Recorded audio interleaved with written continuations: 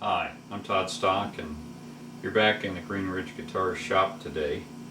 We're going to be discussing how to make a shooting board and how to use it. Specifically, we're looking at a shooting board that's sized to do guitar tops. What I'm going to use the shooting board for is to get a nice tight joint here in the center. Usually that means that we fold the top up as if it were a book match, put it on the shooting board, and then cut the joint.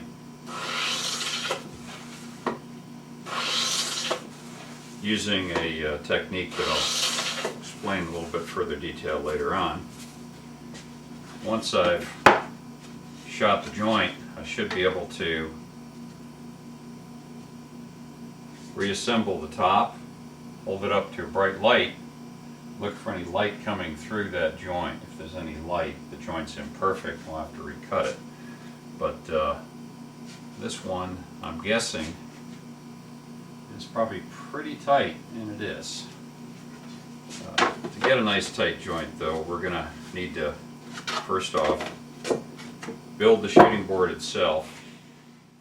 I'm going to tack some blocks onto a carrier board that will register the pieces of stock that I'm going to use to cut my wedges. What we're going to do is we're going to position this end of the wedge a saw curve for about 1/16 of an inch out from the side of the carrier board. That means that the cut will start with a very narrow feather edge at this end.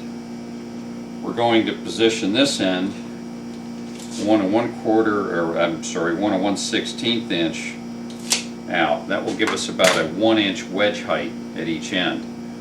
And in fact, to make this a little bit easier this time around, I'm actually going to tack the stock onto the carrier board.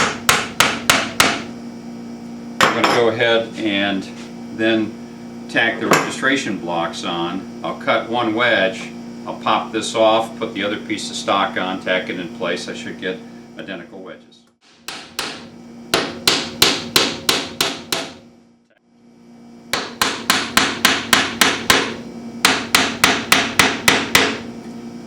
And I'm going to need a block at one end, which is going to be my stop, so that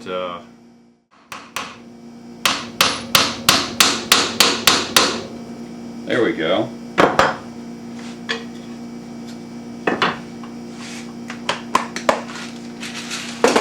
Go ahead and get everything off of here, and we'll go ahead and make the cut once I get the miter gauge on.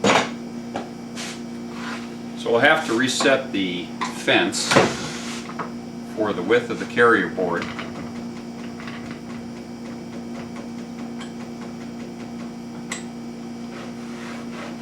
And that should be just about perfect.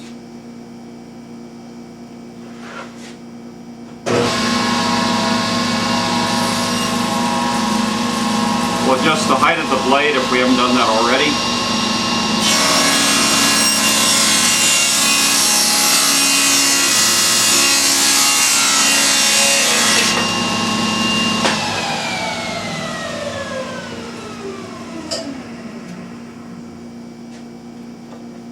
And you can see we have pretty much a perfect wedge.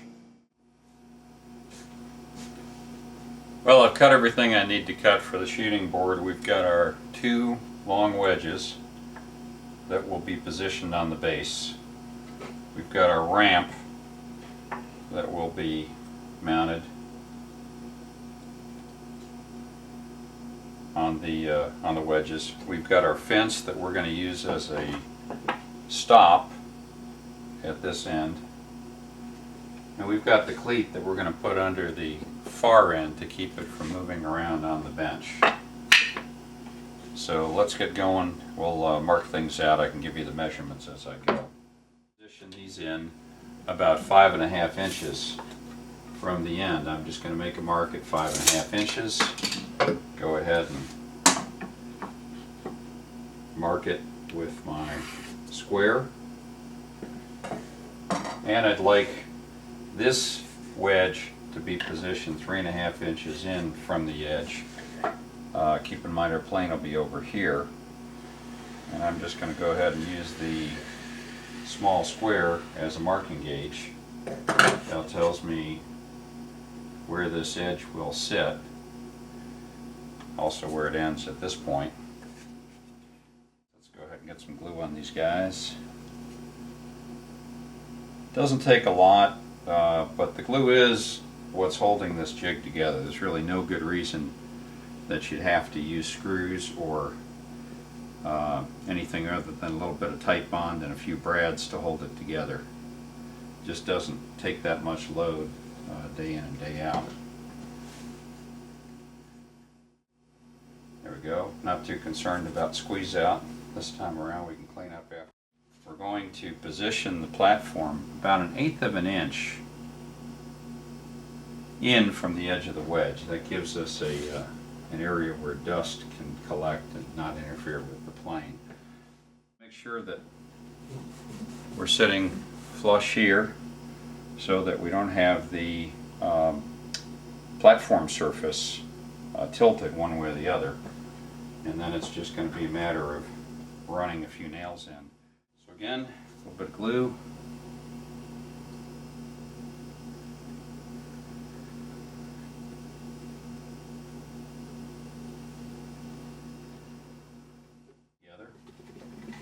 We'll get the platform into position. Make sure that this end is down on the base. This end is about got that 1/8 of an inch overlap that we're looking for. I'll set my square again for about 1/8 of an inch. Get a couple of brads in here.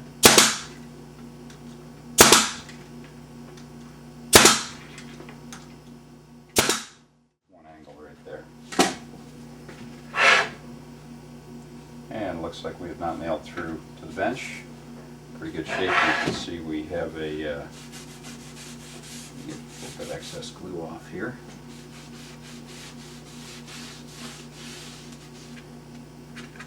Not too much to it. We need to get this fence on, and the way we're going to do this is a little bit easier actually now to go ahead and just break the edges with a block plane,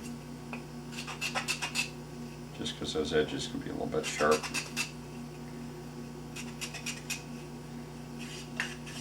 We'll leave the bottom edge square. That looks pretty good. We want this surface to be just clear of the edge of the ramp. In other words, if we end up with the plane riding along the edge of the ramp here, we don't want it to pop into that. We want it to just clear it. So typically I move that in about a 64th. It's really not critical that that come all the way out to the edge. Okay, we know that we need to get glue out to this point.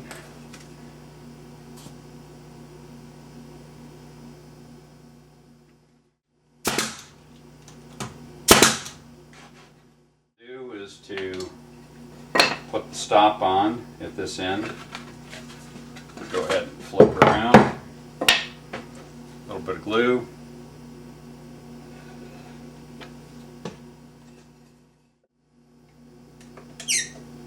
Okay, you want to make sure that that edge is square. It does appear to be.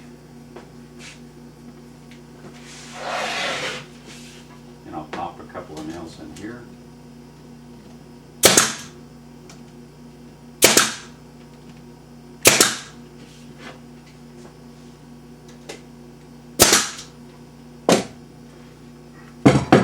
We can dispense with the clamps at this point. A few more nails in there. There we go. And we have our shooting board with a little bit of glue cleanup. We let things sit for 30 or 40 minutes. Set up, we'll come back and we'll discuss how to use this sheeting board to get a nice joint on a top or back.